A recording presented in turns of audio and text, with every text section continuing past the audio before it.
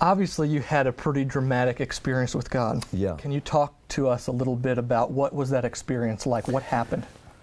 When I was 16 years old, I sort of came out from church. I didn't want to go there anymore. And by the time I was 18, I was already involved in alcohol, recreational drugs. My dad used to cry out to God for my salvation, but it's like when the enemy had his opportunity, when I gave him that opportunity, he wrapped me in so many chains that I might never get free. Yeah. And I was involved in drugs and alcohol. I came home for my birthday, and I was in the house all on my own. And I went to put a CD on my dad's CD player. He was out, my mother was at work. No one in the house. I wasn't in church. But there are many times, and there are people that are watching this program, that they don't realize they're watching, but actually God's just set them up. Yeah. They're about to have an encounter with Him.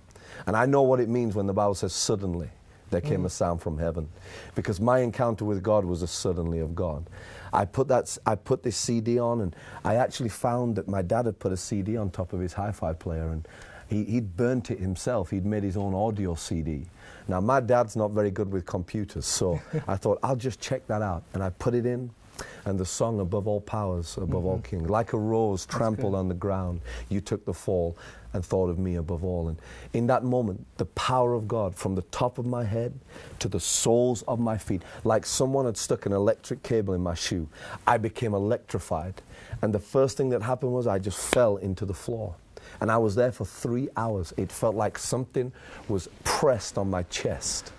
And a voice spoke to me, not audibly, but inside here. And he said, I have a work for you to do. Wow. If you go from me today, I will not call you again.